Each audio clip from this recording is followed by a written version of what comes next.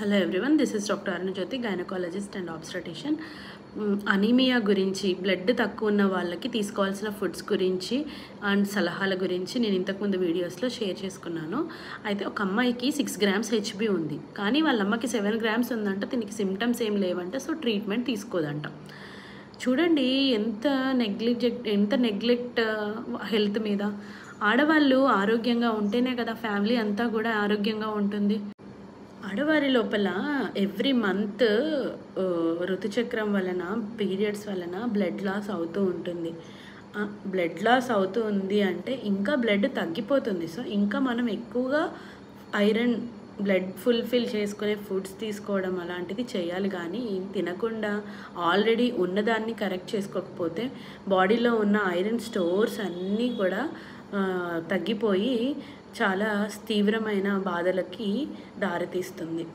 Iron మీకు తక్కువగా ఉంది అనడానికి సిమ్టమ్స్ ఏంటి అంటే, ఈజీ ఫ్యాటిగబిలిటీ అంటే రోజు చేసుకునే పనులు చురుగ్గా చేసుకోలేకపోతారు, ఈజీగా అలసిపోతూ ఉంటారు. అలాగే నార్మల్గా చిన్న వాటికి ఇన్ఫెక్షన్స్, కాఫ్, కోల్డ్, ఫీవర్ వస్తూ ఉంటాయి. గుండె దడగా అనిపిస్తుంది. కొద్దిగా దూరం నడవగానే ఆయాసంగా ఫీల్ అవుతారు. అన్నిటికంటే చాలా డేంజరస్ సైన్ ఏంటంటే గుండె సరిగ్గా పంప్ అవ్వదు. అంటే బ్లడ్ తగ్గిపోవడం వల్ల గుండె సరిగ్గా కొట్టుకోదు. దానివల్ల సడన్గా గుండె ఆగిపోయే ప్రమాదం కూడా ఉంటుంది. సో బ్లడ్ తక్కువ ఉండడం అనేది ఎంత సీరియస్ ప్రాబ్లమో ఇప్పుడు మీకు అర్థమైందని అనుకుంటున్నాను.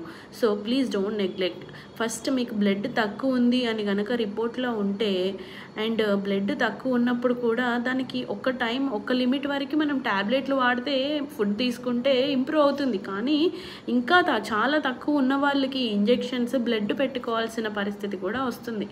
సో అప్పుడు మీరు ఫుడ్ తీసుకున్న, ఈ ట్యాబ్లెట్లు వేసుకున్నా కూడా మీకు బాడీలో పని చేయవు. నేను ఇంతకుముందు చెప్పా కదా మీకు, ఎంత ఐరన్ ఎప్పుడైనా కొంతవరకు మాత్రమే అబ్జర్వ్ అవుతుంది. మీరు ఎంత తీసుకున్నా కూడా పర్ డేకి ఆ అమౌంట్ మాత్రమే అబ్జర్వ్ అవుతుంది. సో డైలీ ఐరన్ తీసుకోవడం అనేది చాలా అవసరం.